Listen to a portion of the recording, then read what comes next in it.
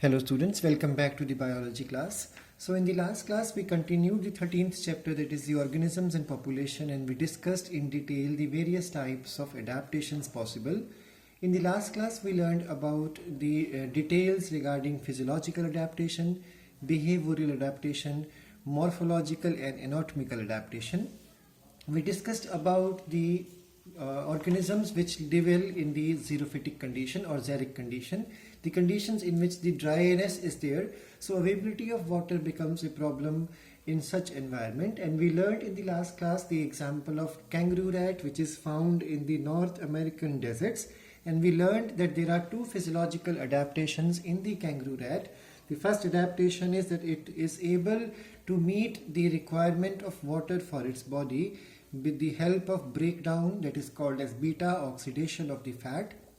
So this fat metabolism liberates metabolic water, and that much water is sufficient to meet its daily requirement of water for survival. And second adaptation we learned is that the kangaroo rat is able to concentrate its urine so that minimum volume of water is used to remove the excretory products. In the same manner, we learned about the xerophytic plants also, that there are plants which are very much adapted to the dry condition where there is almost no amount of rainfall.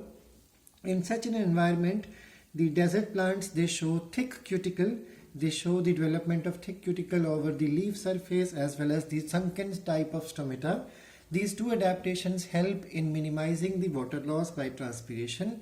We also learned that there is a special photosynthetic pathway present in the CAM plants, and the CAM plants pathway is called as the carrosylcean acid metabolism pathway. We learned that in these plants there is only single type of cell for photosynthesis, but it performs the CAM pathway in the two steps. First is at the night time and the second is at the daytime. So during daytime they keep their stomata closed and they perform the reduction of the carbon dioxide, and during the daytime during the night time they open their stomata and then they absorb more amount of carbon dioxide in. So this is the adaptation which help in saving the water, because if the stomata remain closed during the daytime, then the saving of water which could have gone lost because of the transpiration is performed. So this is how the xerophytic plants are adapted. We also learned about that there is Opuntia plant or cactus, and in this plant leaves are modified into spines thus providing morphological defense against the herbivorous organism as well as saving water, because if leaves are modified into spine, then transpiration rate will slow down.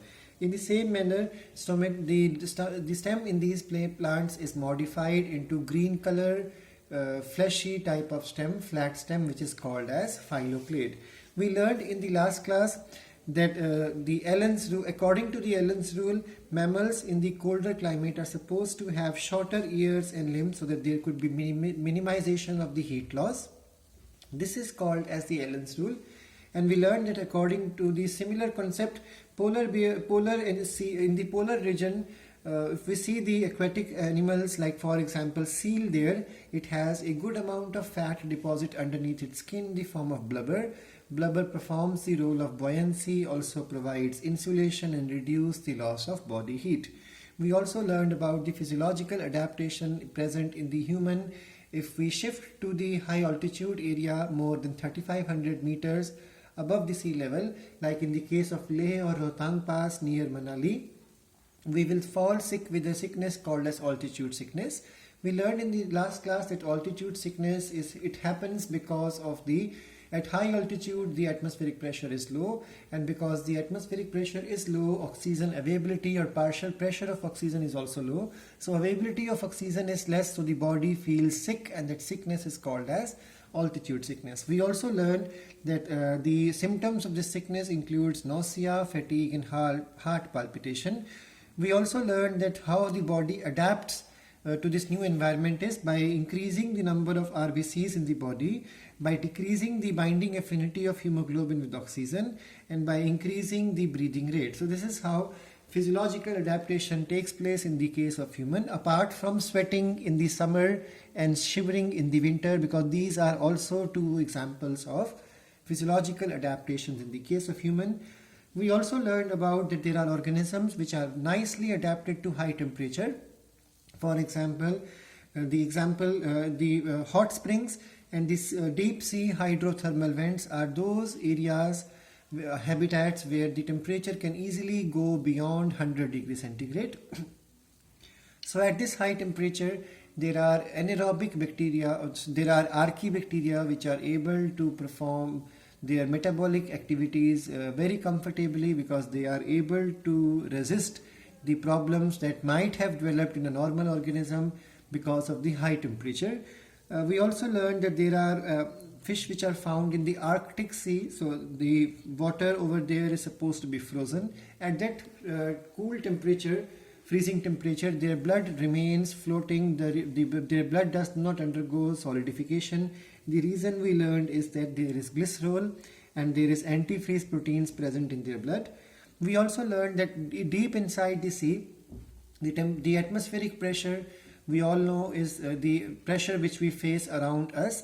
But if we go deep inside the sea, the pressure is supposed to go even beyond 100 times that the normal atmospheric pressure. So there are organisms which are nicely adapted because they have biochemicals inside them which help them to survive in this condition.